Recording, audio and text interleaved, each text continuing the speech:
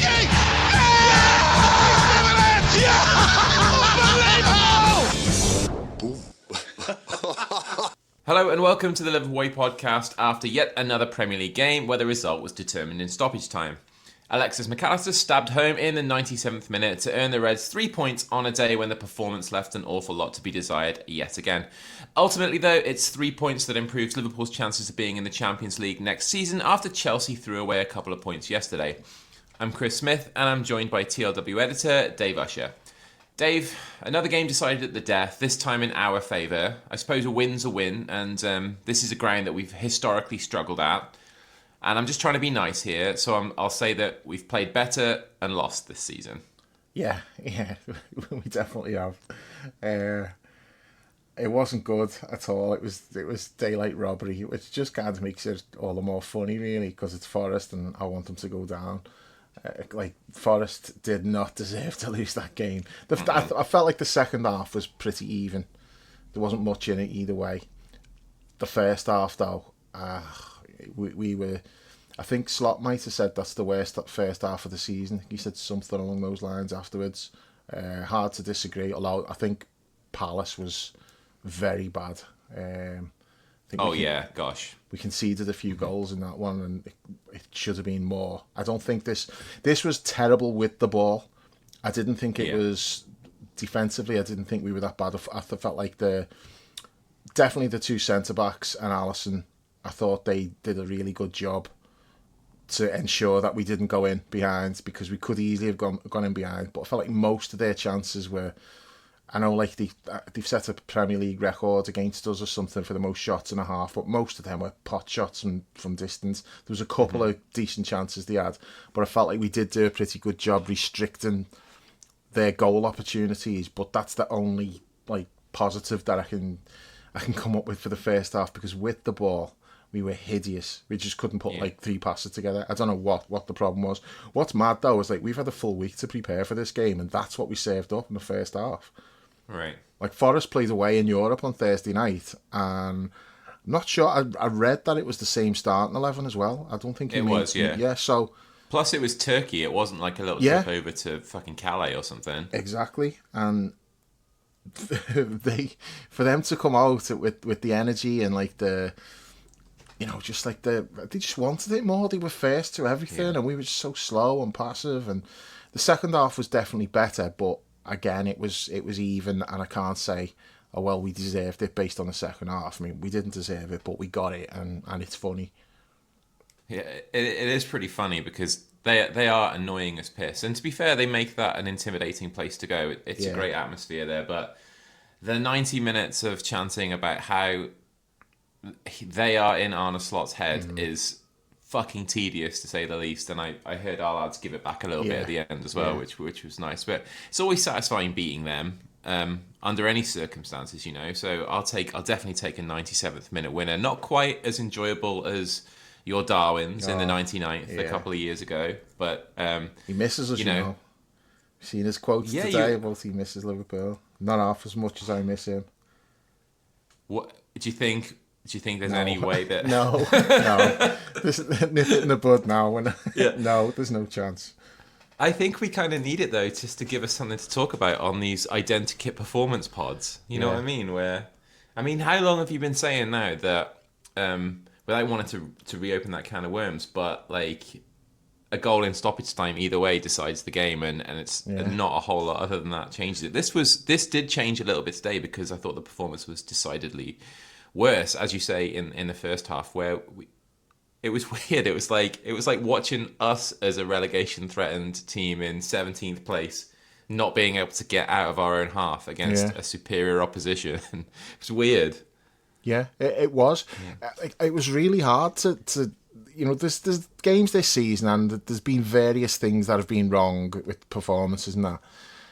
A lot of the time you can explain it just through one thing and another, but that today I just didn't know what was going on in that first half. I was like, why is it this bad? Why can we just not put a few passes together? And then Forest actually looked really good.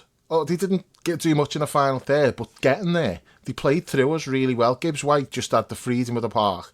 The other two midfield players were just dominating the game. Anderson and Sangari, I think, was it Sangari? Whatever. Those two in midfield bossed it, and Gibbs White was just running things. Everything was going through him. Yeah. And where was our midfield? Our midfield was non-existent in that first half. Like I say, it's Van Dijk and Konate had to do like a hell of a lot of heavy lifting in that half, and they did it well, to be fair to them. They made loads of blocks and clearances. I thought Kirkhead stuck to his task quite well, although I don't really rate that winger he was up against. I don't think he's any good. But, Kirkhead dug in. Dom was fine, but the midfield was terrible. I mean, Curtis in particular in the first half was really bad. You kind of give him a bit of a pass because he didn't know he was playing until like immediately before kick-off. Wirtz gets injured in the warm-up, and Curtis looked like he'd come in cold. I know technically he hadn't, because the subs are doing warm-ups and that as well. It's a mental challenge. It's a mental thing rather than a physical one, yeah. He was way off the pace, but I thought he was good in the second half. And obviously he didn't play the full 90, but he went close a couple of times in that good spell that we had. So that was probably the only good spell we had in the game, was Curtis had he had a shot blocked and then he had a shot saved. Yeah. We played some good football then. And then that was in the space of about 5 minutes, though, wasn't it? It's like a tenth of the timer on the field. Early in the second half, probably, I'm guessing it was around about 50, 55 minutes or around that period where I thought, okay, this looks all right now. We're putting some moves together. It looked like we're getting a foothold. And then it just fizzled out and nothing much was going on.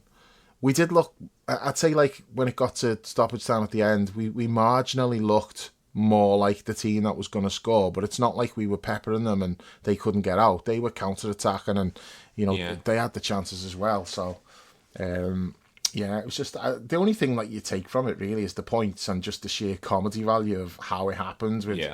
And especially Mac Allister getting a goal disallowed and their fans are obviously taking the piss and they get a massive lift from that, and then they went straight down the other end and nearly scored, didn't they? And you thought, oh no, this is not going to go well for us.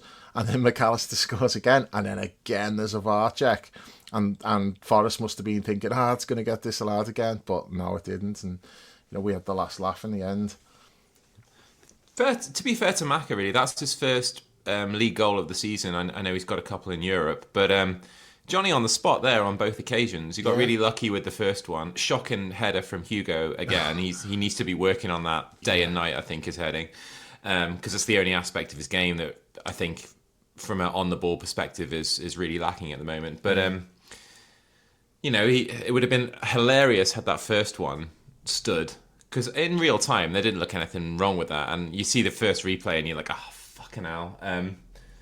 But I love that how he tried to still make out, even though the video evidence showed it hit him directly on the elbow. He's pointing to the back of his ribs. And then in the post-match interview, they said, did it hit your elbow? It's yeah, it hit me elbow and me back. he was like, it was the right decision. It's easy to say that after you've won the game, isn't it? Yeah.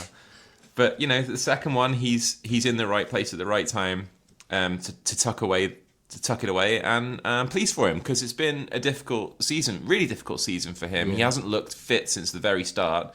There are times when, I don't want to say he hasn't looked interested, but he's drifted in and out of games a lot, and hasn't really shown the caliber of the player that we know that he is. So it looks like he might be on the way out in the summer even, perhaps, but that was a nice moment for him today, and I'm pleased he was the one to get the winner. Yeah. He wasn't good today either. It wasn't a good performance, but credit to him for sticking at it, and he kept going right to the end, and he got his reward, because especially after the first one goes against him, you could be thinking, it's typical, and then not get in there for the second one, but no, he kept going, and fair play to him. Happy for him. I totally agree with you about performances. He's not looked like the player that we know he is. I don't know why that is. I do suspect maybe it's fitness related rather than anything else. I don't think he's had his head turned or anything like that, but there was talk last week, some quotes from his dad about his contract. He said they're waiting on Liverpool to come up with a contract offer, so obviously talks haven't started, but in fairness, there's a queue, and Edwards and Hughes have only been in the job for 2 years. I mean, how you expect them to get all these contracts done? Get in line, Macca. The only one they got done was fucking Cody. Couldn't wait to do that one, could they? Slot's probably like, look, priorities here. You get that one done. The rest can wait as long as you get Cody done. Yeah. If he leaves, I'm going to have to give him a lift to training in the morning to another club, to fucking Everton. He wouldn't get a game there, to be fair. No, he wouldn't. Shit again today, to be fair to him. Which I think that's to be fair to him. That's the wrong choice of words there. Or was it the wrong choice? Or was it the wrong choice? Shit again, to be fair to him. As opposed to, like, not bad today, to be fair to him. No, I was... As opposed to really shit. Yeah, exactly. As opposed to fucking atrocious.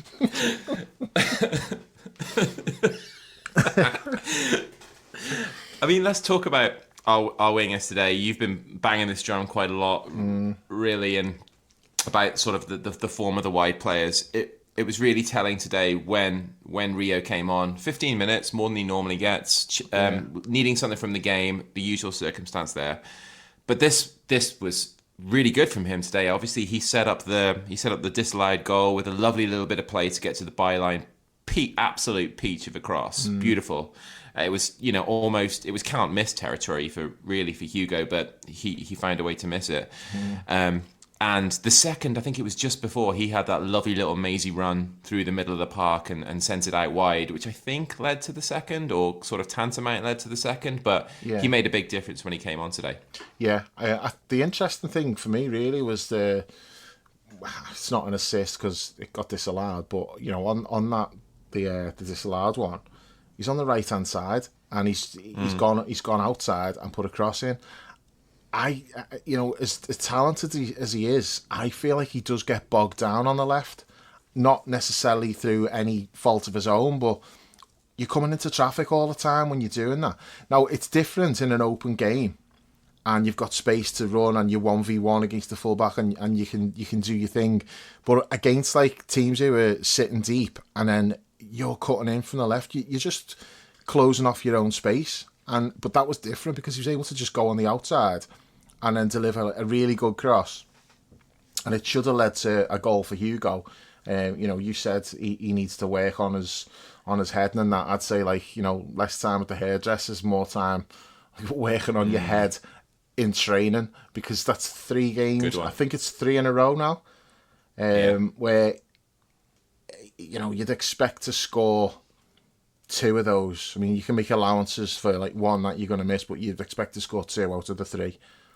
So that is an area that he's definitely got to improve. He wasn't great today either. Some of his hold-up play was a bit scrappy, but it's tough for like a number 9 in a performance like that. He's not getting service. You've still got to do your own job, like your hold-up play, and not give it away cheap. You've still got to do a better job with that. But we didn't create hardly anything. Didn't give him opportunities to get running at them. It was just a really bad attacking performance from us. Just not much to. A couple of moves with, as we said, with Curtis. Dom was involved in them as well, and it looked okay in that little period. But apart from that, it was just so predictable. But Rio's not predictable, in fairness so to... that does make a difference because he's not predictable. You do something a bit different. In fairness to Hugo, he was kind of up against those 2 big groks like Murillo and Milinkovic. So he's feeding off scraps. Yeah. We're barely getting the ball to him. He's up against 2 big, strong. One outside of the top clubs, one of the better centre half partnerships, or the tougher centre half partnerships to come up against. Yeah, you'd think.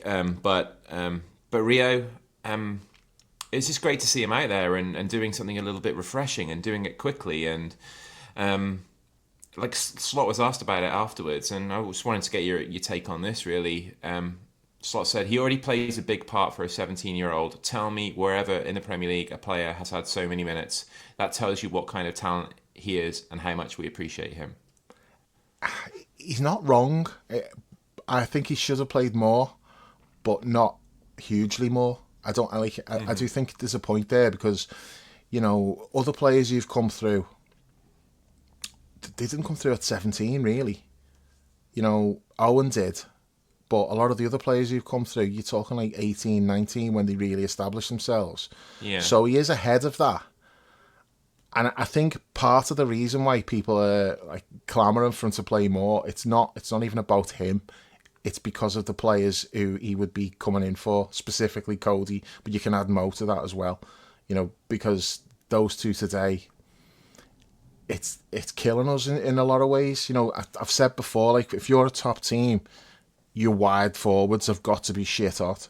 That's the game breaker, those type of players. And we know that better than anyone because we've had that for years. And when you haven't got that, everything else just becomes so much more difficult. So I do understand people saying like Rio should be playing more. I don't think that's a result of him being ready to play loads of minutes, because he's not. I think Slot's maybe got it right mostly in terms of using him sparingly, but I do think there's been games when, not many games, but there has been some games when we've been ahead and you're like, well, put him on now. You know, rather than protect it, put him on now where he'll actually have space on to counter-attack and he'll be able to run, and he might have some 1v1s instead of constantly getting it and then having to beat like 3 players before he can do anything. So he could have used them more, but I don't think he could have used them massively more, if that makes sense. And is the point that he made about not many 17-year-olds are playing, he's right. You know, I think that is a fair point. But when you've got Gakpo stinking it up, people are going to want the kid to be given more minutes, and I think that's fair. Yeah, he's a bit of a game breaker though, isn't he? Because as you say, he does things a little bit out of the ordinary, and if you're facing those packed defenses, sometimes that's what you need, like someone to just beat a couple of players and open up space that wasn't previously there, or just go a little harder to get to the byline. There was and you know I'm loath to criticise Mo. Today is an exception.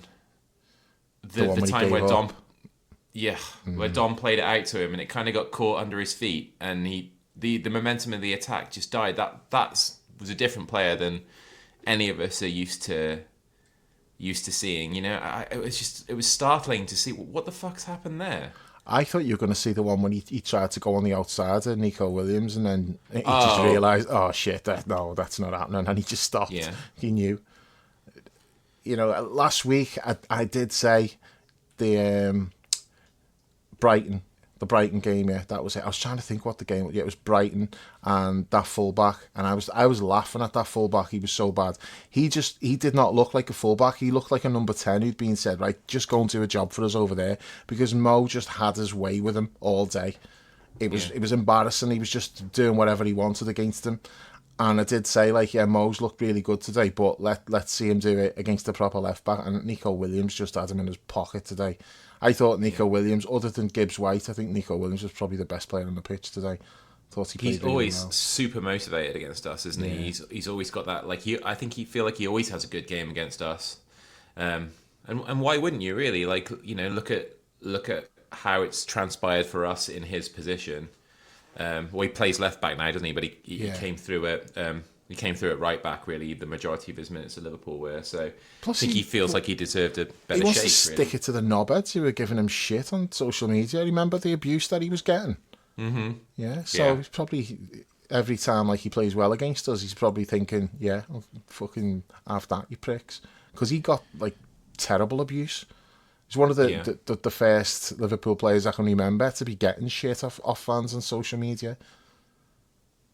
Ridiculous, really, when you consider his status in the game at the time, just a young teenager coming through. But what did you make of Mo's reaction when he was subbed today? Because there's a couple of ways of looking at it. Like, number one is Mo just tends to smile at anything that doesn't go his way these days, which is quite a lot of stuff, to be honest. He's just perennially walking around with a grin on his face when he doesn't get fouls or that kind of stuff, or he misses a chance. But I think the main interpretation is that there was some snark in that smile.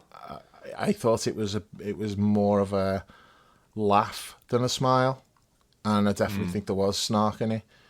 But he does smile at everything. But I can't remember who he said. He was. It might have been Milner. Or it might have been Milner or Henderson, maybe. I don't know. There was a player, and when Mo first came, and he missed the chance, and his head went down, and he was like proper pissed off. And somebody said to him afterwards, you're like the star player in this team. People look up to you. It's Robbo, wasn't it? Was it Robbo? Yeah, but he said you so, can't give off that kind of body language when you've missed a chance. And he said he took that on board, and he always smiles now. Whenever something like goes against him, he smiles. That wasn't really that today. That was different. And when you seen him on the bench and like Cody saying something to him, and he was laughing as if to say, yeah, well, who knows what he was saying, but he was not pleased about it. I just think, like, you can't have any complaints if you had enough time on the pitch to do something and you did nothing. So you should not be above being subbed. And if he'd have been subbed and Cody had been left on, I'd have been with him if he was pissed off about it and he's like, what's going on here? But the fact that Slot said, no, I've seen enough from both of you, you're both coming off. I think it was the right decision to take them both off, and I don't think he's got any grounds for complaint, especially since he come back from AFCON, he's played more or less 90 minutes of every game. Yeah. So I don't think he's got any cause for complaint at all. But yeah, he didn't look happy. But it's who he is. He's never gonna. He will always be thinking, if I'm on that pitch, I can score a goal. So when he gets taken off, in his mind, he's like, what are you taking me off for? I would have scored if you'd left me on. And that's what makes him who he is. He's not right. I don't think he would have scored if he'd have been playing till next week, but that's not the point. He was right at one point. You know what I mean? Yeah. Like, how many times was he having stinkers and missing chances and absolutely miscontrolling the ball, and then eventually he was inevitable, wasn't he? Like, the longer he was on the field, the more likely it became that he would get on the score sheet. But that seems quite distant at the moment.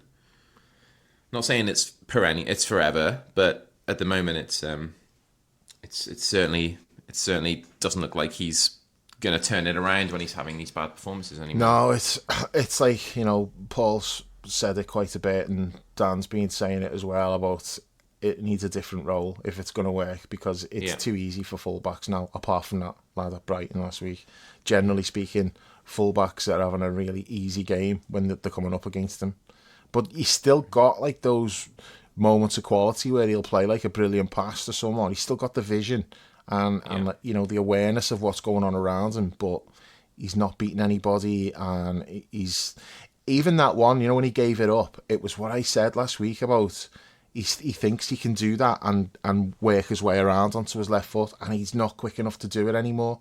It's only like that split second of pace that's gone, but that's enough to be able to, if you're on the right hand side and you're taking on your fullback, but you're taking him on with your left foot, you've got to be like really quick to be able to do that, because the ball's on the side where the defender is. If you're taking it on with your right foot, the defender's got to get across to get to the ball, but he's dribbling like with his left foot and the defender's right there and he's not getting away from people, and that's he's just not that explosive to be able to get away with that now. You can do that when you're quicker than everyone else.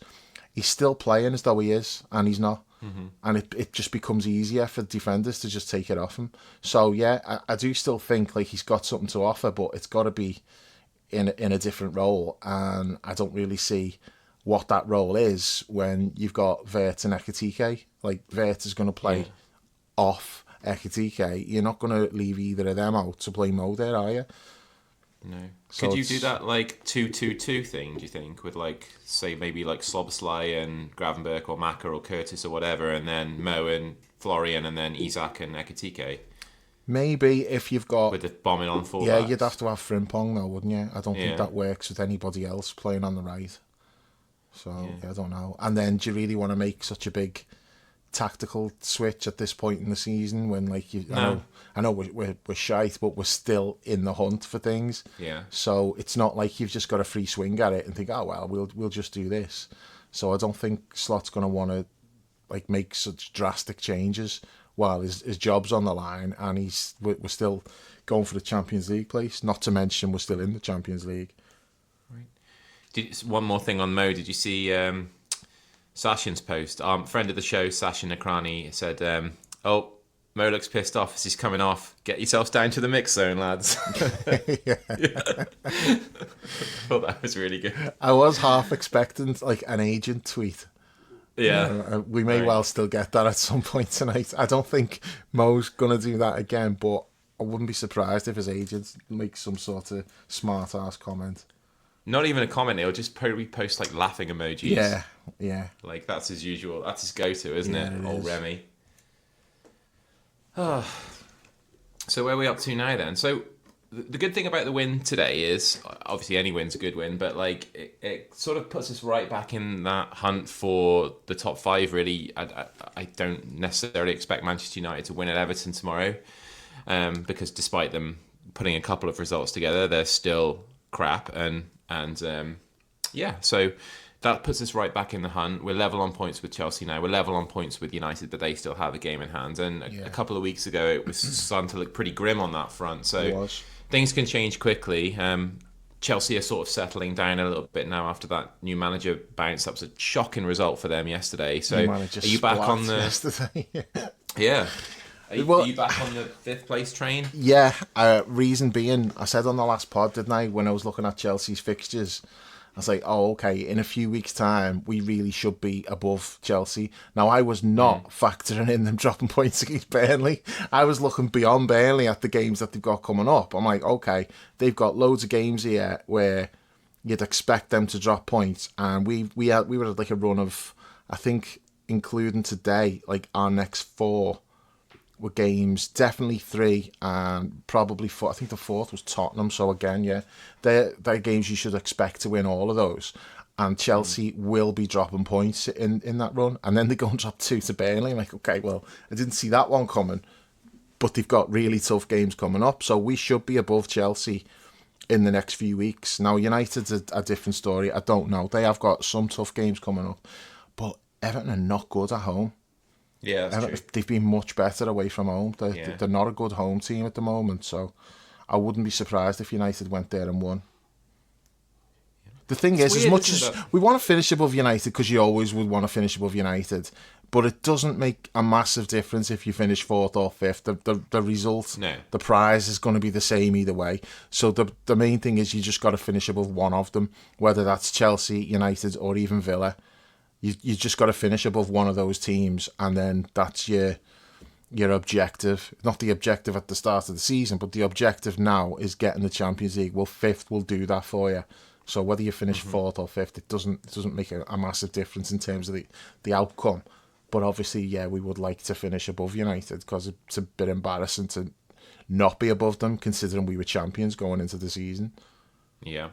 It sucks looking up at them, doesn't it? Because like you look at the gap between the two teams as you're coming into the season. I think people have said it on the pod, and I always kind of a little bit more cautious than that. But the idea that they're like years away from getting near us, all it takes is like one team going in one direction, the other team going in the other direction, and it's the gap narrows very quickly. Just do that. Like nobody has to make this massive leap if the other one's falling off. So have they made much of a leap in one direction, or is it just we've just gone so far in the other direction? Yeah, I didn't say they'd made a massive leap. No, but you said one team goes in one direction and one goes in the other. Have they really gone that much in that direction?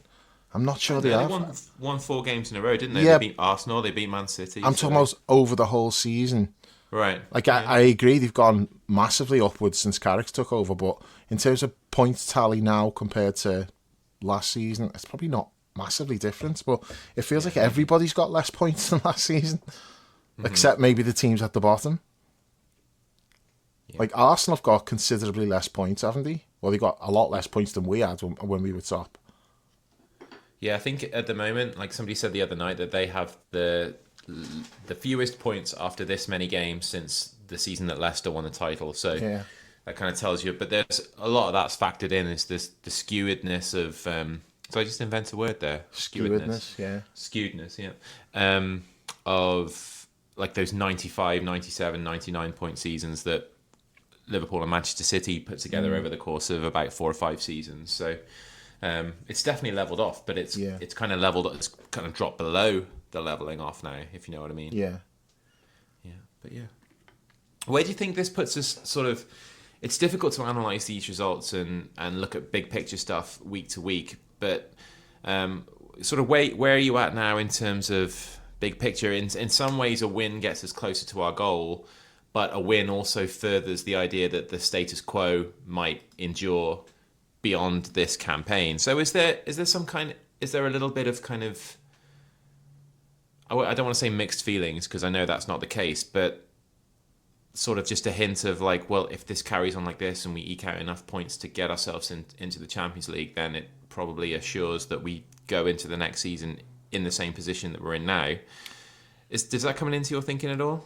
Performances are what it's based on, really. Yeah. So the other week, when we lost at Bournemouth in stoppage time, I was saying anyone who's decided that this is the final straw, because people did, there was a lot of people after that game like, that's enough, he's got to go. Well, if you decided it just based on the fact that they scored a long throw in stoppage time, that's not the way to judge this. Because unless, like, say Bournemouth hadn't scored that goal, would you still have been then saying he's got to go? Because if that's the case, then you shouldn't really make it that decision because they scored from a long throw in stoppage time. And I feel the reverse is true today. Like, yeah, we've won the game, but that does not change how bad the performance was, specifically the first half. So you can't just go, oh, we won the game, it's fine. No, it's not. So you judge it over the course of the whole season, performances, obviously results as well. But, you know, we've got a result today, but does that mean that everything's fine because we won the game? No, we didn't deserve to win the game. Now, there's been some games where we've not deserved to lose, and we have. So that's why you've just got to judge it on performances. So we could end up finishing 4th or 5th, whatever, on like a really low points tally with a load of stinking performances where we've just managed to get by. That is not a vote of confidence in the manager. That should not be enough for him to point at the league table and go, well, I got the Champions League place, that's fine. You know, it's hard does it feel when you're watching? Do you feel like we're going in the right direction or not? And if it feels like we're going in the right direction, then fine. If it doesn't, you shouldn't let it carry on just because, oh, well, we got in the, you know, in the top 4, top 5, whatever. But it's a tricky one because we don't know what they're thinking. We've got our suspicions, and I've changed my mind. I've come round to your view now, where I don't think there's any great intent on their behalf to make a change. But we don't know. We've got no idea what they're thinking.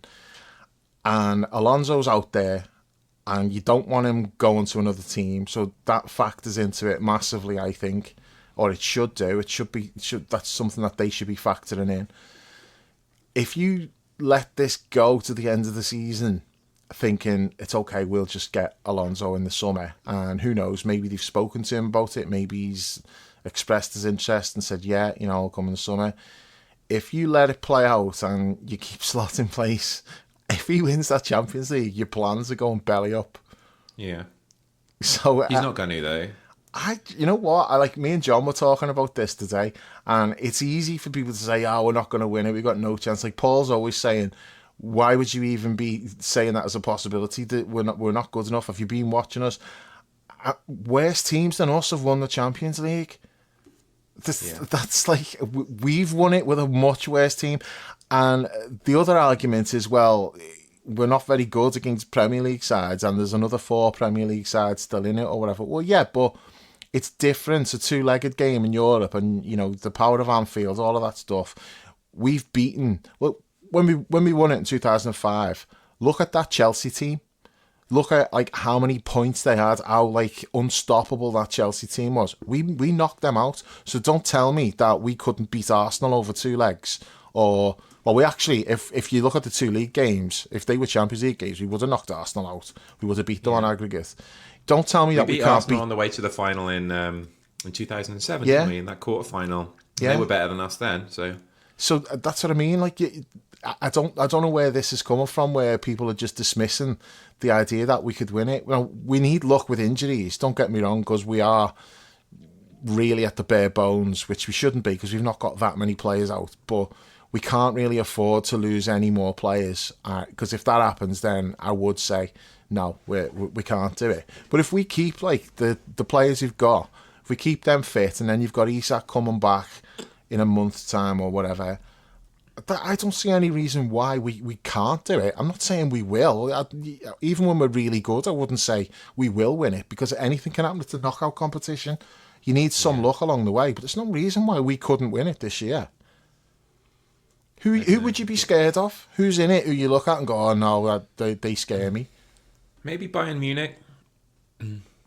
Yeah, but would you be scared of Bayern Munich? I think they're a better side than us, but that doesn't mean like that they'd beat us. Yeah. City, probably. They just beat us twice in this season already. You wouldn't want to come up against them. Yeah, but I wouldn't be scared of Arsenal, but I think they probably have a better chance than us of edging it over the two games. The two games we've played against them this year, they've been the better team, even though we've taken 4 points off them. So I'm not scared. I just don't. I'm not. I don't feel confident against any of those teams. But that's why, the fact that you're not scared of anybody, well, that just tells me there's no reason why we couldn't do it. And as for Man City, you could argue that with you, because we've lost to them twice. We shouldn't have lost the game at Anfield. Definitely shouldn't have lost that game. Maybe didn't deserve to win it either, because they were better in the first half, we were better in the second half. But we probably should have won that game. We're in the lead with 10 minutes to go. Should have saw that out and won the game. So I wouldn't be scared of City either. I just think there's nobody out there who will look at and go, we can't beat them. So why couldn't we win it? It's a distinct possibility. But if we do, then if you have got plans for Alonso, it's going to take like a big set of bollocks to go through with those plans if Arne Slot has won the Champions League. Yeah. I mean, it's a silly question, but obviously you'd be all right with that, right? Like winning the Champions League and going into the next season with him as manager. Yeah, but I do think in the long term it may end up harming us if Alonso turns out to be like the next great manager, which we don't know. He may. Like if Brendan had won the know. league in 13-14, perhaps. Yeah. I didn't really want to bring that up. I've seen it mentioned, and I do think there's some merit to that, but I also feel like it's unfair on Slot, considering he'd have won a league and a Champions League in 2 seasons. Right. Imagine regardless of like how bad the football's been at times this season and how scrappy results have been all the way through. If at the end of the season he's won a Champions League, he can just point to that and go, well, I won the Premier League in my first season, I've won the Champions League in my second season, what's the problem here? And you just kind of have to, even though it doesn't justify everything that's gone on, and there are still valid questions that would you just got to bite your tongue, and you can't really ask those questions. You've just got to hold your hands up and go, yeah, okay, I'll wait until we're shit next season, and then I'll bring all these points up again because now's not the time. Performances, right? Yeah. I mean, like you mentioned the 2005 run where we had the vastly inferior team. I sounded really posh there. Vastly inferior team to that. Start again. A vastly inferior team to Mourinho's first season Chelsea, which walked the league by conceding like 11 goals or something fucking stupid like that. And I was writing about Alonso yesterday and remembered that he didn't even play in that semi-final second leg. He was suspended, wasn't he? I did not remember that. Yeah, he was suspended. So, the picture I used for the article was him running on the field to kind of congratulate Gerrard at full time. So, yeah, I mean, if you look at man for man, if you look at that team that we had in 2005, it would probably, I'm not sure how it would go up against this team, but you'd certainly think that the caliber of players we have should now would give them the good game at least, and they were streets ahead of us. That Chelsea team. Do you remember there's that famous picture from the away dressing room on the whiteboard? What Mourinho had written on it. No, I can't remember how many it was, but however many points they were ahead of us in the league at the time, he'd written that in big letters on the whiteboard, and he was saying to them, like, forget about the occasion and at Anfield and all that. He's like, look how much better you are than they are, and and then after they left, they hadn't wiped it off, so it was still on the whiteboard and like the photographs out there somewhere. But yeah, it was like, I think it was 29 points or something like that. It was a lot. Yeah. It was a lot of points they were ahead of us that season. Yeah. And that was just like the plucky underdog just somehow managing to, upset all of the odds, wasn't it? I mean, remember like the substitutions we were making in that game? We had original Nunes, didn't we? Yeah. He came on, and his only job when he'd come on was like, it was always just get us up the pitch. He'd just get it, and he'd just run 40 yards to nowhere, but he'd maybe win as a throw-in off the other end of the pitch, and that was like the role that he was having when he was coming on in games. That happened in that game, in that Chelsea game, in like I think it was just before or just after the Good Johnson chance.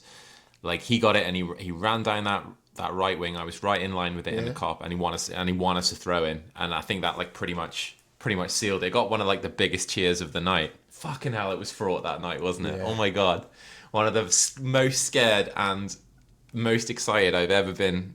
It's still for me the title winning game last season, the wins over United, whatever. That game is still number one for me in terms of the games that I attended. Yeah, I don't think that atmosphere will. I don't know. I mean, I suppose that was our Saint Etienne. Like older Reds will say, that will never be beat.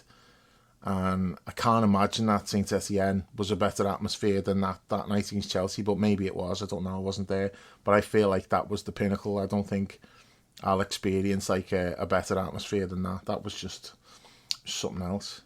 Yeah. Especially because like we knew these are miles better than us. How are we going to win this game? And like we just found a way to get it done.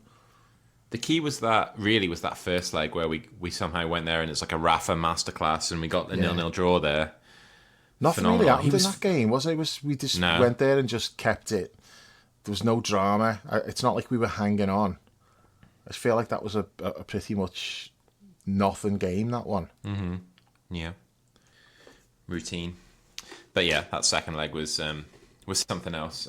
We're stealing Dan and John's thunder here because they definitely got a retro pod lined up about this. Yeah. Not the ones that we lost, no. No, Dan's probably thinking he'll do like the other Chelsea one. Remember when? Was the Risa own goal one? Yeah, but remember the away leg? It was we got back to like 4-4 or something at one point. And like, are we going to pull this off? And then no, we weren't. I think Lucas. I was at the one game, or Aurelio was one of those two scored. Wasn't that the Aurelio free kick where like the goalie just wasn't looking and he put it in the corner? Might have been, yeah. And it stood. Yeah. I was at the other one, the one after the second leg of the Risa own goal one, where it went to extra time and then they scored, and then I think Sammy went off injured and then they scored 2 in extra time. Yeah. And that was that. I think it was Sammy anyway. But yeah, Dan's probably got that lined up. Nice. I think I've had like a little bit of I've been debating over the last few days, and I wrote about this on Always Liverpool last night. So go and check that out if you wouldn't mind. alwaysliverpool.substack.com. You can get a free trial and unlock the article and everything on there for a week. But I basically haven't been having this internal dilemma about whether it's kind of a Liverpool thing to do to be okay with letting Slot go on the season. I think like the two questions I've been asking myself are, 1, do you see it improving? And 2, does he deserve the opportunity to play that out beyond any reasonable doubt? And I think the answers to that for me are like, A, not likely, and B, yeah, probably. Do you know what I mean? But I also think that more is lost by indecision than wrong decision, and I'm a fantastic procrastinator. So I have first-hand experience of that little idiom. But like, where are you at with those? Like, do you think that the opportunity to get Alonso is something that we kind of have to overlook the collateral damage of sacking somebody who probably deserves, in all consideration, the opportunity to play it out and get it right? Yeah, I mean, the honest answer is I don't know. I think when I say I don't know, I'm not prepared to say get rid of him. You know, so I'm not prepared to go there. Now, if you did say to me, when you wake up in the morning, who would you prefer to be Liverpool manager, Arne Slot or Xabi Alonso? I'd say Xabi Alonso. If I'm being honest, I would. Does that mean like it's a clear-cut case of sack him now and get Alonso in? Well, no, because we don't know what Alonso's thoughts even are, and I'm not at the point where I'd be like, just get rid of him regardless. Absolutely no. I'm not at that. I wasn't at that point when we were at our lowest ebb. I'm definitely not at that point now. But if you say to me, oh yeah, Alonso really wants the job and he would come in now, well, yeah, I would make that call now. I would do it. But if he wants to wait until the summer before he makes any decision on what he wants to do, and we don't know this is just all hypothetical, but if Alonso said, I'm not taking a job until the summer, well, you're taking a risk there because, like I say, we could win the Champions League, and if we do win the Champions League, I don't know whether they would be prepared to make that call, even if they wanted Alonso, which we don't know that they do. Yeah. So it's so complicated. But do you think Alonso is a bigger get for us, or we're a bigger get for him? Like, who do you, like? Would he be? Is he like? Do you think is he sat there like hanging on, thinking, I hope Liverpool come in for me, or is he kind of? You think? Well, yeah, because he's done the whole Real Madrid thing. So yeah. Well, realistically, what other like really big jobs are out there that he could have his eye on? Well, City for starters. Potentially Man City, but somebody who played here and knows what it's like when you actually achieve something here. Right. So he won the Champions League. He knows, like, he was at the parade. He's followed us since, so he's seen like the other parades we've had. He knows how much it means when we win something. He will also be aware of how it is at City when they win something, and without like going all down that, like, taking the piss and being superior, or we're so much better than you, without going down that road, it is a fact that, you know, their parades are pretty uninspiring, to say the least. If you're a player, you're not looking at that and going, oh, I really want to be part of that. Now, I'm sure they want the medals. You know, players are looking at the money and the medals and all that. Well, I think if I'm Alonso, I'm looking at more than that, and especially because he's been here. Now, he could have come here if we you know, we're led to believe he could have come here and he said no, he wanted to stay at Leverkusen, which in other words was, the Madrid job's not available yet. I'm going to wait 12 months. Mm-hmm. But where else is there though? Like, if you're looking around at other jobs, so I guess my answer to your question is that we're a bigger get for him. Yeah. But not by much.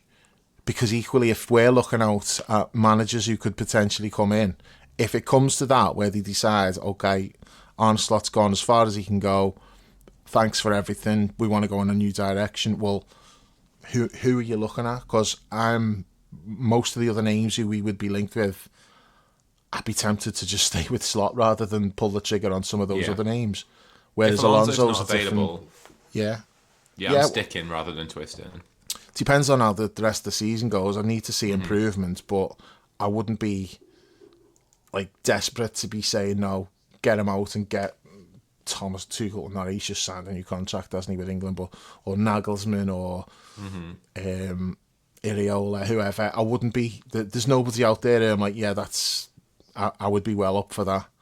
I would like if they got rid of Slot and then whoever they brought in, then I'd reluctantly get on board with it and try to sell myself on it that, yeah, this is a really good idea, he's going to be great. But if you're asking me now about who would come in, the only, unless we're throwing Klopp's name into the equation, which I've written about this in the diary, like, for this week, I find it a little bit strange that knowing football supporters the way we are, I find it a bit weird that there's not a big clamour for, like, why are people just... Because he said he could see himself managing Liverpool again one day. He actually said that in an interview, which really shocked me when he said it. He sort of did. He sort of said that. Like, that's kind of not a really accurate portrayal of it. It was kind of like... It was like, yeah, you know, never say never, rather than... It was more than that. It was more than a never say never. And also... It's possible. He said, yeah, why would he even be... He said, well, I wouldn't manage anybody else. So, yeah, it's possible. Which I was shocked that he even went as far as to say that, because Arne Slot's in a job and it's not something I would have expected him to say. But the point is, he left the door open for that at some point. And I do find it, like, strange that knowing the way football fans are, there's not loads of people saying, go get Klopp back, why don't we ask him, get him back in the summer? There's just not really any groundswell for that. And I wonder if that's just because everyone knows, well, Michael Edwards is not going to bring Klopp back, there's no chance. Scared again. I think people are scared to invest in it because you don't want your heart broken when it doesn't happen. Like, you know, I think we'd all be absolutely on board with that. Going back to what we experienced, the togetherness, the football, just the excitement that we got from going to the game in that near decade. We'd all love to travel back in time and do that, but I think if you'd start investing your hopes in that, then I don't know. I think it feels kind of futile. I don't think it'll be because like people are thinking, oh, we shouldn't go back, because I don't really feel that's the case. No, but do you not think it's weird that nobody's even like talking about that as a possibility? I just find it strange, and I'm not saying I'm doing that. I just find it strange, knowing the way football fans are. You would expect there'll be like loads of people saying to do that, and there isn't. Now it's mostly people are saying, well, Alonso's out there, that's like look forward, not back, or whatever. But I mean, it's not like Klopp's an old man. No, he's not. Is he 60 yet? I don't think so, is he? Yeah, he might be just there or thereabouts, isn't he? Did you see that picture of him last week that he put on his Instagram? I honestly didn't recognise him. Like, someone posted it in the chat, and I'm looking at it going, who's that? And like, I didn't know who it was. So he's got a cowboy hat on, and he's had a shave, and he's just got a moustache and a cowboy hat. And he's lost loads of weight as well, hasn't he? So looks like Ted Lasso, doesn't it? Yeah, and I was looking at that, and then seeing someone had said it was Kloppo, and I'm like, you know what? I could have sat and looked at that for 20 minutes, and I don't think I would have guessed who that was. But then that just made me think, oh no, get him back in, and I want him like on the touchline in his cowboy hat and his moustache. Nice. Just the new look. Yeah. New era. Oh, man. But no, I read your piece on Alonso. It's like it's really good, and it's kind of where I'm at, where it's like I'm not desperate to be saying Slot's got to go or anything by any means, but do we really want to miss out on potentially like the person who most people think is going to be like the next great manager? And the Real Madrid thing doesn't concern me whatsoever, because it's not like he did a bad job there. They were fine. They were doing all right. It's egos at that place, and it's a madhouse. But if anything, that works in our favour, because he's scratched that itch now, hasn't he? Yeah, absolutely. You wouldn't have to worry about that. There are so many things that come into it. With you have to be, and I wrote about this, you have to be careful with sentiment in this situation, because that's what leads you to sort of the shouts for Gerrard to take over and that kind of stuff, which Dan. I can understand it to a certain extent, because when you're feeling that lack of connection and that sort of like lack of spirit, then he'd be an ideal person to kind of look at and say like, yeah, we'll bring Stevie in, almost as if he sort of transmits that spirit onto the pitch a little bit and reawakens the crowd or whatever. But from a football coach perspective, it's kind of unrealistic to come in and expect him to suddenly transform into this super coach that you need at this ultimately top level. I think Alonso is such an intriguing prospect, because he ticks that sentimentality box of being someone that you love, that has history with the club, that is forever going to be a legend whatever happens. But he's also got the right stuff when it comes to being a football coach. Intelligent, class act, knows what it takes to go in and win a league against a behemoth like Bayern Munich, just as Klopp did in his Dortmund days. And I think one of the key arguments that you got to make for bringing him in as well is Florian Wirtz, right? Yeah. Like, if we're going to set up to be the Florian Wirtz team, who better to lead it than the guy who honed him, who set him free at Leverkusen? 18 goals and 20 assists, I think it was, in that season that they won the Bundesliga. Like, Alonso credits Wirtz with him having such a high reputation as a coach. Do you remember in November during that press conference when Florian hadn't had a goal or an assist yet, and Alonso was like, yeah, well, part of the reason I'm sat here is because of Florian Wirtz, so I'm grateful to him and I'm not worried about him at all. He's class. He's gonna show it. But I think those two together could be that kind of like coach player, like Brady Belichick, like Jordan, what's his name, Phil Jackson type. What's his name? Only like one of the greatest coaches of all time. Yeah. Pat Riley's the greatest coach of all time, but no. All right, let's not go get shouted at. But yeah, like if you could align those two together as well. And I also think I've been writing about Florian Wirtz quite a lot this week. My piece on Blood Red that's coming out, I think, towards the back end of next week is about Wirtz. And like, I spoke to this guy at Build called Philip Arens, who's followed Alonso's entire career from the time he was 16 when he arrived at Leverkusen to when he left in the summer. He had some really cool stuff to say about him, but mainly it's the thing that I took from it was the meticulousness that Wirtz has about his career. Like, he is completely driven to be the best he can be, to achieve his potential in the game, to become the best player in the world, and be really successful doing it. I think just because we won this initial race for him doesn't settle that. I think if we're not meeting his ambitions, he'll be on his way and he'll be looking for the place that does meet his ambitions. So I think that has to be something that comes into our thinking when we're appointing the next coach. And I'm not saying that, like, Wirtz is suddenly Superman, right? He's not head and shoulders above the rest in the way that Gerrard and Suarez were at one point, where you look at them and think, well, to achieve what they need to achieve in the game, they need to go somewhere else.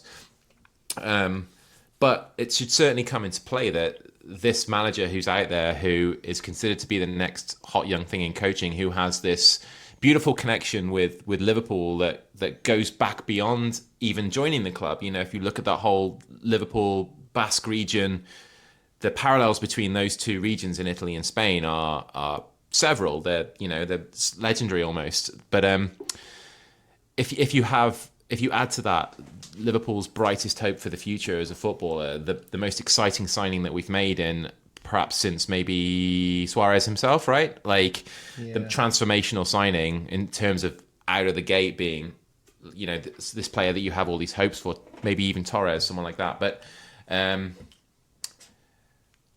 think it all comes together to create this kind of situation where it would be really disappointing to not strike and take that opportunity. It would be a big risk to not do it. But it's interesting when you just mentioned Gerrard and you just kind of dismissed him. So you're, like, completely not taking into account the importance of aura in a manager. You know, Wayne Rooney will have something to say about that. Yeah. Like, who's got more aura than Stevie? He's known for his aura. That whole thing. I've got no problem with Wayne Rooney saying what he said. Wayne Rooney's, I don't know when he said it. I'm assuming it was on that podcast thing he does or whatever, or maybe he's on Match of the Day or whatever. Doesn't matter. He's paid to give his opinion on stuff, and if he says, I don't think Arne Slot's got the aura that I would associate with a Liverpool manager, that's fine. I would say it doesn't really matter whether he has or he hasn't. He didn't have aura last season, but he won the league, so that's irrelevant. The problem that I had with that whole thing, it was not Wayne Rooney saying what he said. As I say, he can say what he likes, it's fine, no problem. The problem is, why is Slot getting asked about something that Wayne Rooney said about him? Yeah. That's just cheap. That's not acceptable to me. Now, he handled it with, like, the usual class and dignity that he handles all of these stupid questions that he gets asked with. When he got asked about Alonso might be taking your job, have you spoken to him? It's like, fuck off. Don't be asking him shit like that. That's like, just, it's not what you should be asking a manager in a press conference. And I felt the same way where he's having to answer questions about, yeah, you've got no aura, Wayne Rooney says. Like, what's he supposed to say to that? What he did say was really good, and I thought, fair play to you, because I wouldn't have handled it like that. I would have just said, fuck off. I'm not answering that question. It's ridiculous. But, like, he said, you know, you've got more aura when you win, and I don't even think that's the case. It's not about that. Well, Bob Paisley wouldn't even know how to spell aura. The word didn't even exist when Bob Paisley was manager. It's not important if you're doing everything else well. So I don't give a shit about Arne Slot's aura or lack of aura. It's not important. It's the other stuff that I focus on, and he's fallen down in some of those areas, but aura has got absolutely nothing to do with it, because it didn't have anything to do with it last year when he's winning the title. He's the same fella he was last year. He's not changed. Like, that's one thing about him. He's been, like, really consistent the whole time, like how he conducts himself. He's very rarely got snappy, and there's a few things he said where you're like, that's a manager under pressure. But compared to most managers under pressure, he has not really gone down that road the way most other managers do. And there's been little bits here and there. There's a couple of stuff. You mentioned a couple of things in your piece as well, which, you know, I didn't think they were good.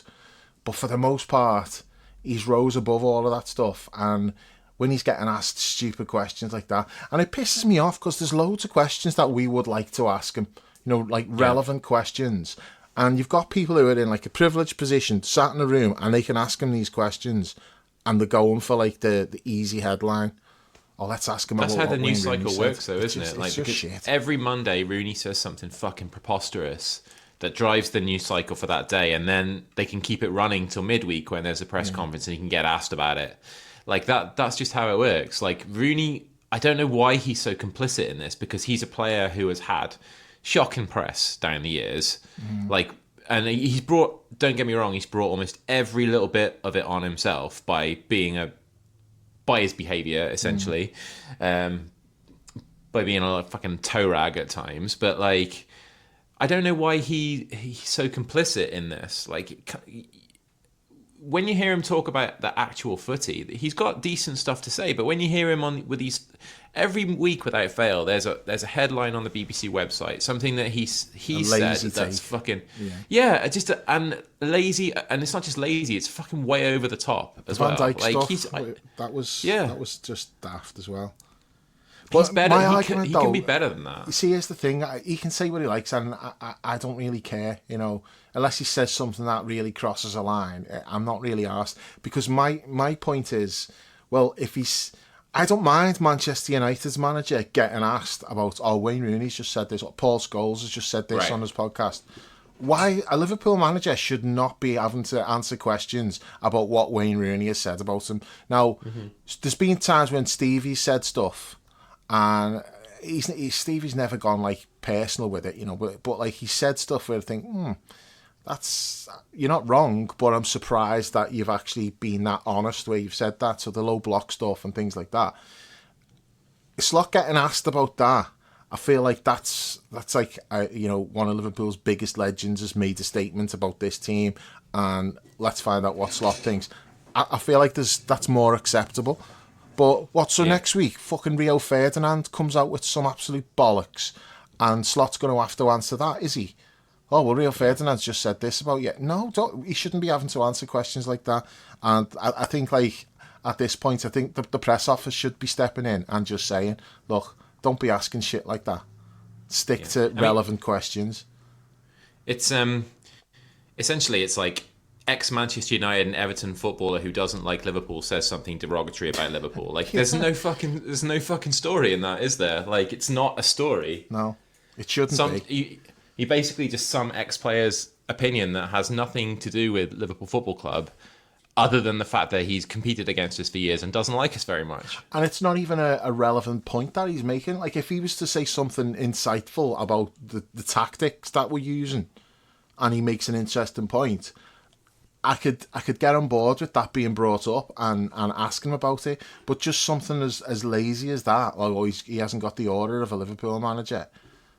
Yeah, I just found that like disgraceful, and I think Slot's had to deal with certain things that he shouldn't have to deal with, like that being one of them. But it's not an isolated incident, and he's handled it like far better than I would in this position, and far better than a lot of other managers would, for that matter. Fair enough. Imagine Big Ange getting asked questions like that. He's not going to be tolerating that, is he? No, and more power to him, to be honest. Yeah. So what else from today that have we not covered yet? Was there anything that you picked up on that you kind of wanted to make a point on? No, just performances. No. It was the two centre backs really for me, and Alisson. And others were okay, but I feel like it was just way too below par from too many players, and concerning given that we've had we supposedly had a full week to prepare for it. I've just seen someone saying on Twitter that they had 3 days off this week, which, if that's the case, you're not helping yourself whatsoever. You give the players 3 days off, which also means Slot himself's probably getting 3 days off, which may well be just because he wants to see his family, because his family haven't moved over.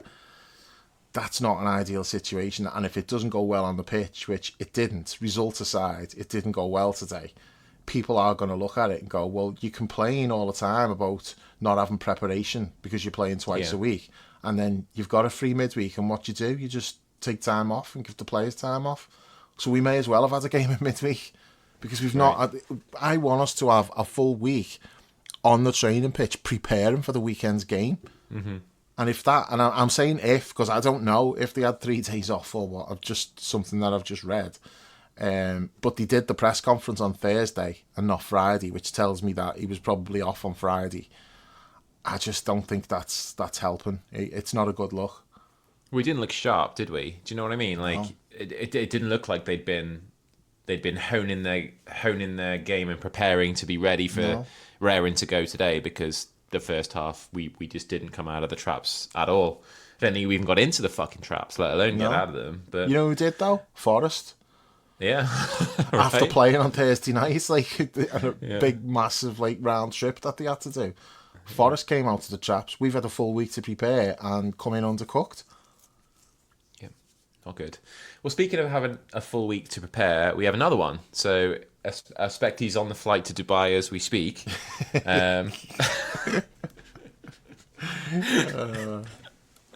That's not very nice. West Ham at home. I'll be over this week, so I'm looking forward to seeing everybody there. I'm looking forward to getting to the game. I know a lot of people haven't been looking forward to going to the game as much this year, but I'm jazzed to be getting over. West Ham have picked up a little bit of late. They've picked up some good results. They're looking. I think they'll probably stay up now. Whether it's at the expense of, if you're asking me now, I think it might be at the expense of Tottenham, because even with that derby today, and they were fucking terrible. They're so shit. And Forest, if they play like they did today, I think the problem with Forest, a little bit, is that the fact that they've had about 80 shots in the last 2 games, in league games, and not scored any goals at all. So you think at some point that's going to turn itself around, unless it's like useless pot shots from outside the box or whatever. But I think a lot of it is that. Yeah. Because the last game was some sort of record. I think it was a record for a team that either didn't score or lost. They had like 30 odd shots or something, but they're not high quality shots. You know, even today it was shoot on sight. Like someone had to sight a goal, they would just let them fly. They got good players in those who can do that, though. I thought they they played well. To be fair, I thought they played well today. I don't see boy them as a Hudson bottom Odoi, 3 team. No, and I guess that gets back to the point really that if Forest play like they did today, they might get out of it. Yeah. I think West Ham will probably get their way out of it, which means that unless Tottenham are looking at that at the moment, Leeds 4 look points. decent. They're competitive. Yeah. Aren't they? Yeah. Palace won today. Brighton won yesterday. So Palace not convincing now. There's big problems there. There is, yeah. But they've got 35 points now, and Tottenham have got 29, so I don't see them picking up 6 more points than Palace before the end of the season, to be honest. Tottenham have lost, fucking hell, they've lost 3 out of the last 5, and that's just what the table shows on the BBC website. And then we have Tottenham in a couple of weeks as well, coming up at Anfield, so a good opportunity for them to get back in the swing of things and turn their season around. But I'm far more confident about playing Tottenham than I am West Ham. Yeah, so talk to me a little bit about that one. Well, a few weeks ago, West Ham, I thought, maybe not weeks, maybe like, a month or 2 back, I thought they were probably the easiest team that you could come up against, including Wolves. I know Wolves were like rock bottom, but Wolves had they've had loads of games where they've been in it. They've just come up short, and that's why they've hardly got any points. But West Ham just looked easy to play against. And I thought they were in real trouble. But then in January, I think they bought 3 forwards, or 3 attacking players anyway. And it seems to have, not that those players have come in and just been amazing and scored loads of goals, but it just seems to have given them a lift. And Bowen and Somerville are really starting to perform again now. I always liked that Somerville, but he just wasn't scoring. But even going back to when he played against us for Leeds under-21s, I watched him once absolutely destroy us in an under-21 game. He looked brilliant. And scored the winner at Anfield as well, didn't he? A couple of years ago for Leeds. Yeah. Or was that him or was it Nonto? No, I think it was Somerville. Yeah. I remember the game and I remember the goal. It was at the Annie Road end, wasn't it? But yeah, I think it ended a massive it was Somerville's 89th minute strike clinched a 2-1 win for Leeds. So no, I've always thought he was a good player, but he just wasn't putting up any numbers for them. He wasn't scoring, and now he's gone on he's gone on a tear. He's got 6 in his last 8 or something like that. Mm-hmm. look a different team now. So I still think we'll beat them, but it's not going to be the walk in the park that I was expecting, a few weeks back. I think they've definitely turned it round, and I think they'll stay up now, whereas probably like a month or two back, I thought they were in big trouble and probably wouldn't get out of it. Now I'm thinking it's Tottenham who's in big trouble. Yeah, I think so as well. Who would you rather go down, Spurs or Forest? I think from a dislike perspective, it'd be Forest, but from a comedy perspective, it'd definitely be Tottenham. Like, it'd be fucking hilarious if they went down. That's where I'm at. Like, I've got much more of a problem with Forest than Tottenham, but it would be really funny. Like, the way that they managed to shoehorn themselves into this whole Big Six thing. It's like when they're talking about like the best centre backs and Vidic just gets thrown in there. I'm like, he's the Tottenham of this discussion. Why is he getting mentioned? It's just, it baffles me. But I don't even want to start on that whole thing because this week's been like nuts with the whole Van Dijk Terry thing. John Terry even doing videos himself, pointing out like his achievements. But I'll leave it with you guys. I just want to point out, I've scored the most goals, and at 34, I played in every minute of it, blah, blah, blah, blah, blah. But, it's a great discussion, and I'll just leave it to you to decide. Fuck off. Nice. What a tool. He is the ultimate. I don't know. I think we might end up drawing that one, next weekend. West Ham. Yeah. If we play anything like we play today, then it's not an outrageous shout. I'd just like to think that we won't play as bad as we did today. Yeah, because it has been. Today was a bit of a low point, on an upward curve, haven't we? It has been better recently. Mm-hmm. And I was really impressed with Sunderland. I thought that was one of our most accomplished performances of the season in terms of how solid we were defensively and how some of the nice interplay going forward. It was much more than a 1-0 game, and I really liked the fact that we didn't just wait for the equaliser. We actually tried to get a second, and that was it was a difficult place to go. Terrible night in terms of weather. They're fucking rabid animals. That Sunderland crowd in the best way possible, but like. I felt more hopeful after that game than I have after a lot this season. Yeah, there was definitely some things to take from that, but I think just in the overall trend that we've been on, it has been trending upwards, and it was interesting because like it kind of goes back to the press conference when someone said to Slot about like he was getting both barrels. It was a bit uncomfortable, like the journalists had just got onto the fact that like fans had started to turn, if you like, and they maybe they kind of sense that, don't they? You can tell like the way the line of questioning changes and becomes a bit more like brave, if you like. Mm-hmm. And someone said, a lot of the fans find the football really boring. Like, what would you say to that? And he answered it well, and then the only bit that I've seen from that round table thing was the clip when he said about that, and he said, it hurt me when like to hear that like the fans found like the the style of play or like the football boring, and he went, I agree with them, but it still hurt to hear. But it was like since then, since like he got asked about that, we just started scoring a shitload of goals. I don't think the performances were amazing by any means, but like if you look at the numbers for goals scored in games, we had like the 6 away, I think we got in Europe, and then we got 3 in the FA Cup last week. Was it 3 or 4? How many did we put past Brighton? 3. Yeah. So if you look at like since that press conference when he got asked about like it being boring and stuff, because this was when we were just doing that whole keep it tight and not take any risk, and we were drawing 1-1 with Sunderland, and we were drawing like 0-0 with Leeds and 1-1 with Burnley, all of that stuff. But like since then we have started to score more goals. It's been a bit more like expansive than it was before. It's still nowhere near where we want it to be, but it's definitely gone in an upward trend. And then today just felt like a step back, even though we've got the points.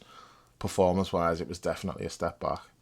Yeah, hopefully it's just a one-off, and we can show a little bit more about what we're about. Yeah. And at least if you get the win when you play shit like that, at least you've got something that you can take from it. It's not like back to square one. It's like, okay, Yeah. that was a step back, but we've still got the points and we can take something from it and then, go on to next week. So there is that, like, plus it's I think the comedy aspect of it, like beating Forest like that. Yeah. I think if you look at our points total this season, even though there's been so many late goals that's decided practically, seeming like every week we're letting a win go, or we're losing, or we're finding a way to win the game in stoppage time. You look at our points total, and I think it's about right. You know what I mean, in terms of what the amount of points that we've amassed, and the level of play that we've shown, and the deserved or undeserved to get anything from the game ratio is kind of about where it should be, I think. It is, and the other thing that confirms that, the goal difference. Goal difference. You look at the goal difference, that tells you an awful lot about the team. I always say that, and you can tell who the underachievers are.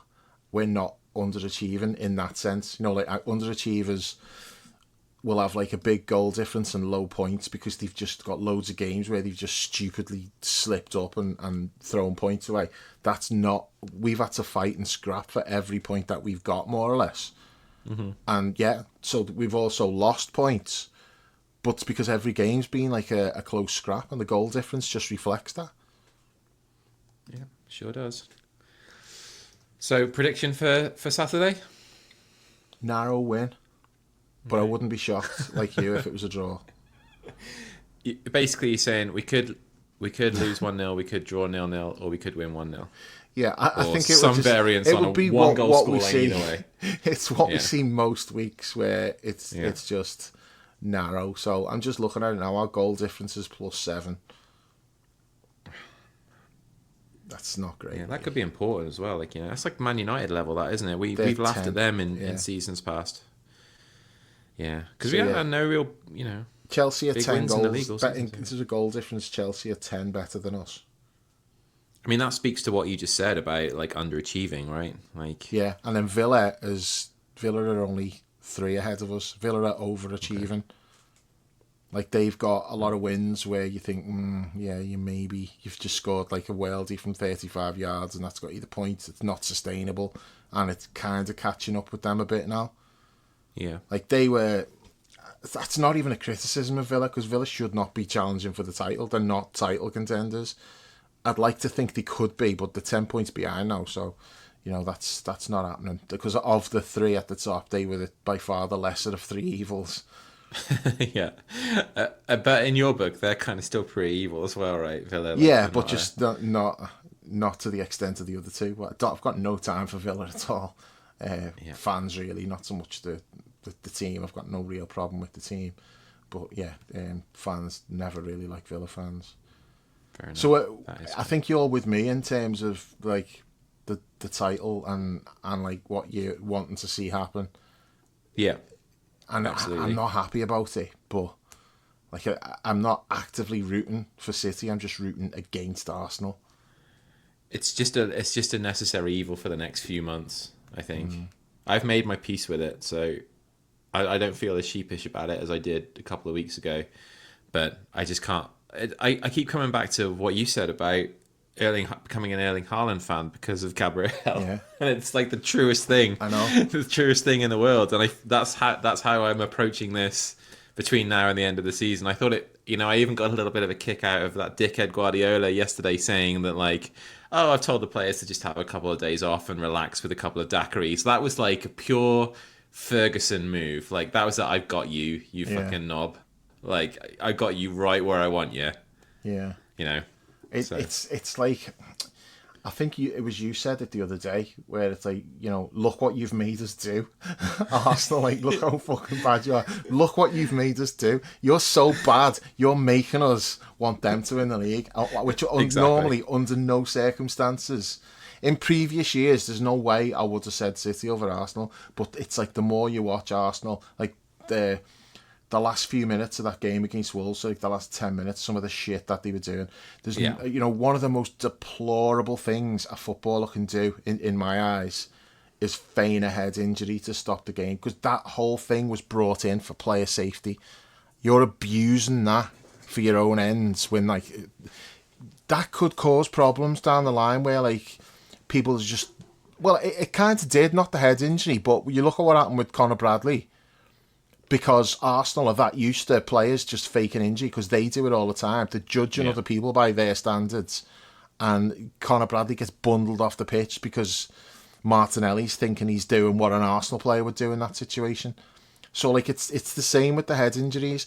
Trossard was faking a head injury. Gabriel faked a head injury. And they've not got head injuries, and they were faking it to stop the game and that. And it's like, no, that is absolutely deplorable that you would try to take advantage of that when that whole rule has been brought in purely for the benefit of player safety. And I would say like 90%, probably 99% of players abide by that because they know, like, this is for our safety. That's a line that we shouldn't really cross, is faking a head injury just because we're under pressure and we're trying to, like, stop the game. It doesn't happen that often. You rarely see players doing that. And you've seen 2 Arsenal players do it in the last 10 minutes against the team that's bottom of the league, by the way. Yeah. It's like, no, yous are just fucking despicable and yous deserve to win nothing. And even, like, Martinelli was I think it was Martinelli, it might have been Trossard, I think it was Martinelli, giving it, like, the 2-1 to the Wolves fans.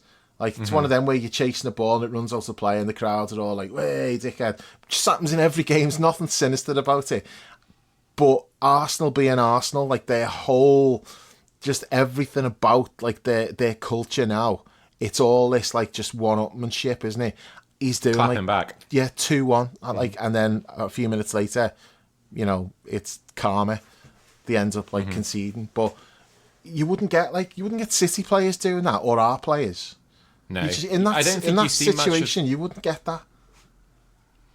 I thought that game with us and City last week was, like, you know, really fairly contested, and it was just two teams trying to win a football match. You know what I mean? And I'm not going to be cheating's off the pitch. Exactly right, but on the field, and I think you mentioned that Martinelli incident with Connor. I think there was where any vestige of, like, well, Arsenal are the lesser of the evils went out of the window for me on that night. Like, I was any sort of lingering. My dad was an Arsenal fan, you know. There were times pre-Arteta that I didn't have a problem with. I had a lot of respect for Arsenal as a club, and I thought there was a good relationship between the two sets of fans, like some good healthy battles. They'd won one, they'd won some, we'd won some, and it was a footballing rivalry between two storied clubs that had tried to go about winning in the right way within the rules against teams like Chelsea and Man City. Like, Arsenal's run under Wenger was completely usurped by Abramovich coming into Chelsea and spending all of that money that they did. That kind of blew them out the water a little bit, and they haven't won the title since. You know, a similar thing with us and Manchester City. We've both gone up against United in title races, so there was that kind of enemy of my enemy is my friend kind of thing about it. Yeah. I didn't have any problem with them until Arteta and until their fans went off the reservation, which the two things are directly related, and they signed a bunch of cunts. Or I don't know whether they signed a bunch of cunts, but they've just all reverted. Yeah.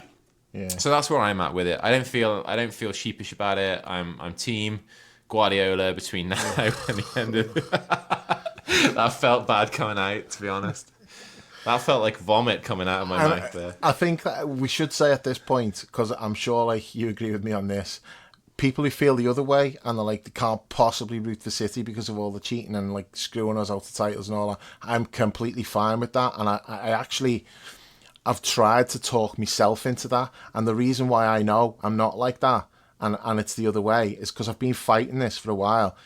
You just have to, the way you know is what's your gut reaction to something. And when I heard that Wolves had equalised the other night, because the last I heard it was 2-0, my dad texted me, he was watching the game and he went, "It's 1-0, I've switched it off."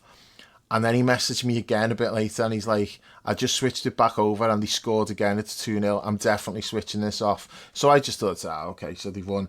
And I didn't think nothing of it, got on with the rest of my night. And then I seen in the chat, like, the lads were like going mad about, like, the second goal going in. So I ring me dad, I'm like, "Dad, you need to put it back on." So, like, he put it back on, but I was giddy. The fact that Arsenal had conceded. And then I thought afterwards, when I'd settled down, I was like, why was I as giddy as I was? That was not me thinking. That was not my head telling me stuff. That was just, like, my instinctive reaction to that scenario was, oh my God, they've blown it. They're going to blow the title. This is amazing.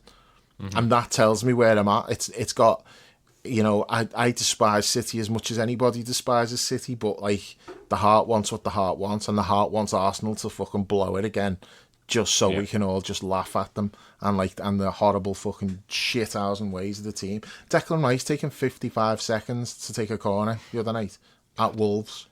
Yeah. Tells you everything you need to know about them.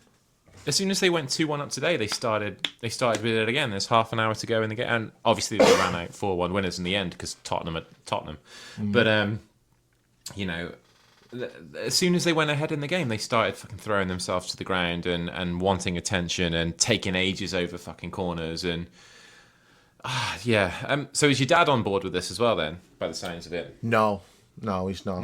No. So why is he turning it off then? Just because he didn't want to takes watch away his them win. interest in the game. He's in terms of the title race, he would rather Arsenal win it than City. But if he's watching a game, he's going to root for Arsenal to get beat, just like he'd be wanting City to get beat. But of the two, I tried explaining to him why, how bad Arsenal are, but he just wasn't really. I don't think he sees them as being as bad as. See, the reason for that is we see all the stuff on social media. All the shit with the fans, we see all of that, and I also see Wolves putting out that TikTok. Did you see that? The clip of the last 10 minutes of the game, and it starts with Martinelli. Yeah. That was Wolves. That was their official TikTok account. Put that video out, and then you'll have seen it because people just steal videos, don't they, and post them themselves. But that actual video came from the Wolves TikTok account. That's amazing. Of all the time wasting and faking the head injuries, and there's captions as well. It's another faked head injury. No, he's fine. They put out captions. I was like, this is mad. They don't give a shit though. They're going down in a blaze of glory and fuck it. Why not? Yeah. Why not? Yeah. Good stuff. So not particularly proud of it, but also not overthinking it too much. Yeah. It's what it is. It is what it is, and we can all rejoice again if they come up short, and then just forget about it because Manchester City have won it and nobody cares when they win stuff. Yeah. So apart from the 500 people at the parade. Yeah, they're getting their fucking anoraks ready already. They've got them out of storage. Not that they're ever in storage in Manchester, but you know what I mean. All right, a couple more things about the game coming up on Saturday. Frimpong, do you think he'd be back for that? I thought he might have been back today, but he wasn't even really in contention. Just by the way they'd said a few weeks ago about how long he was expected to be out, I thought he might have been involved today. But no, when you look at the bench today, 2 goalkeepers again. Yeah. Ramsey, Naoni, Morrison, players who you just know he's not going to put them on. It's. So we're really subbed limited down as well. We haven't even talked about Florian's injury, and maybe because he said after the game that we don't think it's going to be anything significant, just a little niggle in his back or something that they didn't think was worth risking. So hopefully he'll be back for next Saturday. You'd think so, right? I dread to think if he's not. Yeah, because he's one of the few reasons for tuning in and watching us at the moment. Yeah, I just it was a blow that before him. the game, wasn't it? Yeah, it was. It was, because there's not that much to get excited about when you're watching this team now. It's basically, maybe Hugo will have a good day and he'll give you something to cheer about, but it's not like he does it every game. Mm-hmm. So Wirtz is and it's the future, isn't it? You're looking at that, and if they have a good game, it gives you something. It gives you hope for next year. Whereas, say for example, if Cody has a good game, you're like, yeah, well, so what? What's that mean? It's next week. New 4-year contract. Yeah, but you need the players who are your future. You need them to be looking good, so you take more from it. If Wirtz has a great game, you have a little spring in your step. You're like, okay, you don't want to see him next week. Let's see what he does next week. So when he wasn't playing, that was a blow, and hopefully he's back for next week because he's really important. I know it's stating the obvious. We paid over 100 million quid for him. He should be really important, but he is. Just the way he knits everything together and just gives you that little bit of spark around the box. Yeah. Because we didn't really have that today. I think we talked about Hugo's performance and how uninvolved he was for large portions of the game. I think that's directly proportional to not having Wirtz next to him, because those two are more ascendant when they're together than they are apart. They're really on the same wavelength. There's sort of an air of a real partnership ticking between them, and a sort of sense that the two of them have kind of come to the decision between them that they're going to put the team on their back a little bit and look for each other, right? And you can see that they're setting up goals for each other very regularly now. I think they have more between them than any other two players in the Premier League in terms of setting each other up for stuff. Yeah. It's only about 6 or something, but it's still, it's more than anybody else. It's a surprising number, isn't it? It's surprising that nobody else has got more than that. Well, there aren't that many partnerships anymore, are there? There aren't that many sort of like, you look at all the other top teams and there's, you'd maybe say someone like Haaland or Foden, you'd think. Or Cherky and Haaland maybe. You'd think someone like that would have had more, but no, it's, Wirtz and Ekitike. Yeah. So, and there's, I think between them, they're starting to become like the alphas of the team. You want to see them together and you want to see that develop. So hopefully, Florian's fine. He gets himself, quite often with back, it's just be a case of having like a little sports massage and then you're good to go the next day. Right, but so hopefully he plays, because I'm looking forward to fucking. I missed him. I was over for the corresponding fixture in November against Forest when we got twatted, and Wirtz didn't play in that one either. So really looking forward to seeing him now, especially now he's in sort of, I wouldn't say full flow yet. I don't think we've seen the best of him, but he's certainly.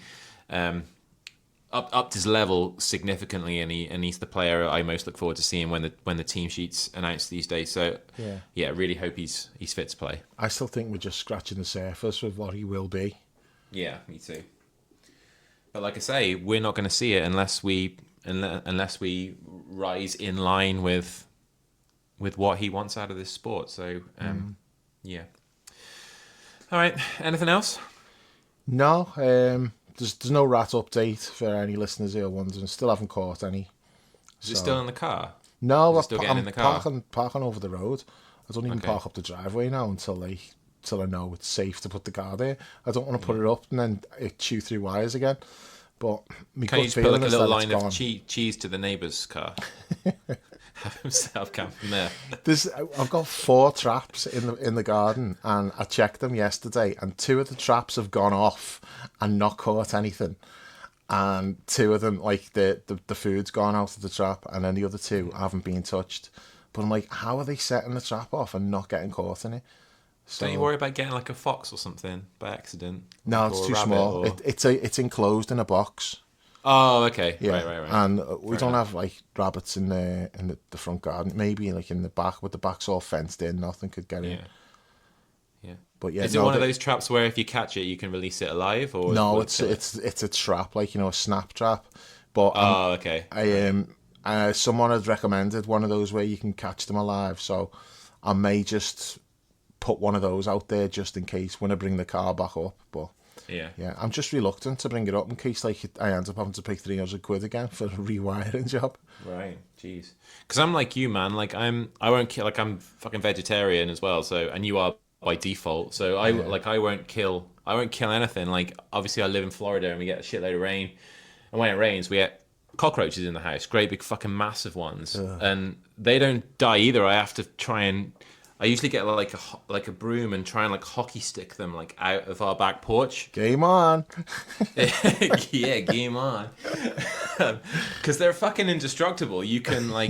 There are times when I have killed them and like smashed them with my shoe and it's like just bounced off them, basically. But they can make themselves like super thin, so they can get in the house when it's raining, pretty easily. But I don't even kill them anymore. I like trap them or sweep them out or something. And I fucking hate the bastards. They repulse me. The only thing that dies in our house is mosquitoes. They've got to go. Yeah. Because I can't be, wasps. And even then, if I can get it out the window, I will. Yeah. But I'm not taking any chances of it stinging me. So if it doesn't go out when I'm giving it the opportunity, then sorry, but all bets are off. I'm squashing it. But see, no, for me, I don't even kill spiders. I'll just put them in like.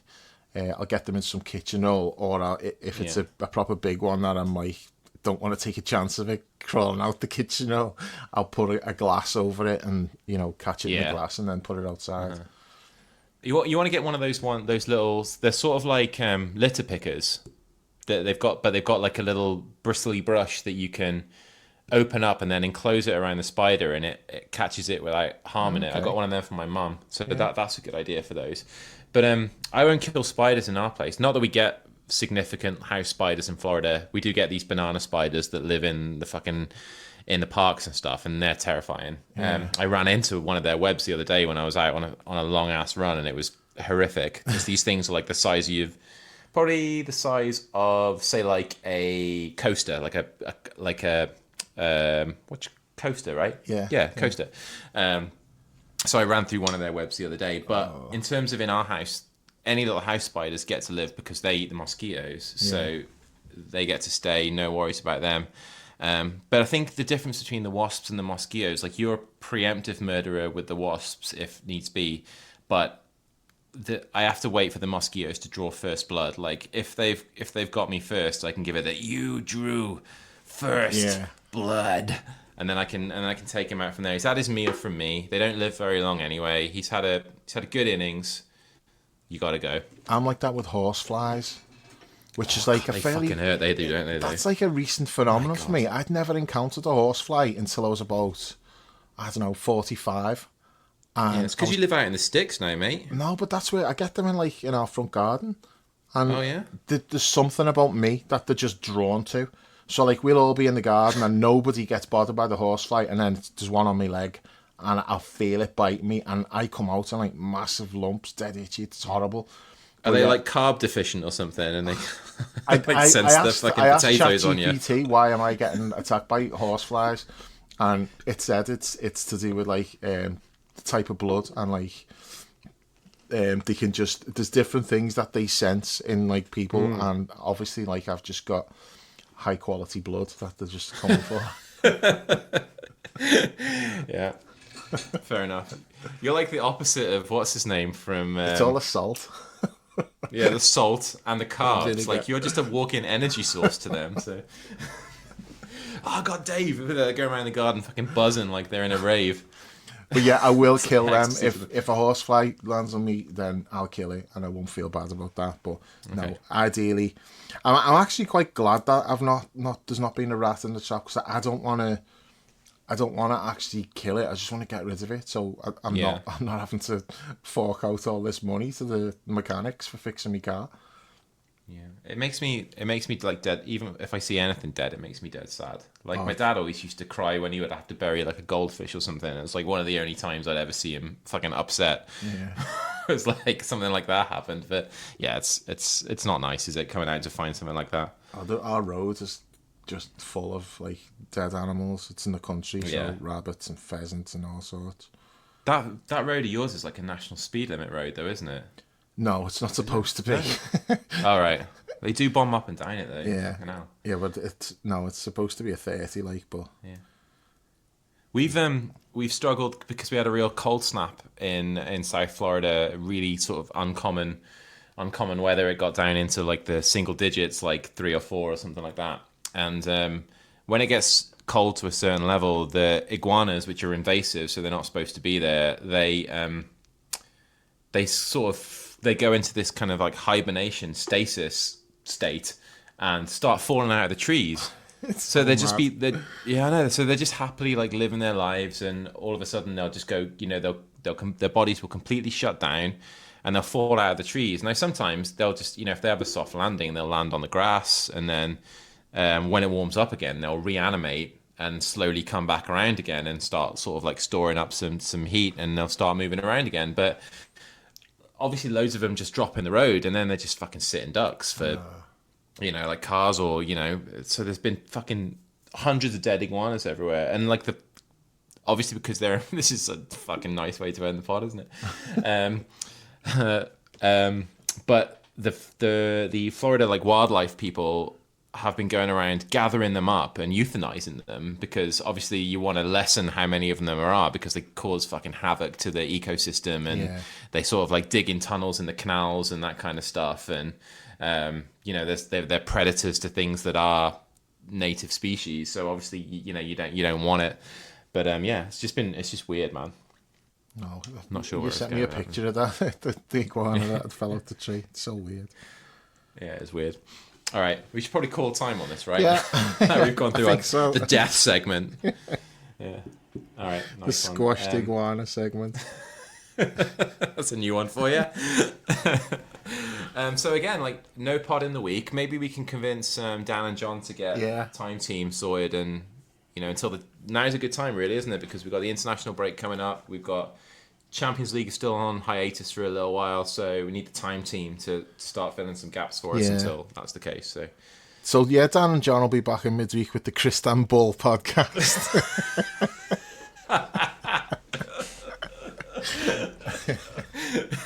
But until then, we'll catch you soon.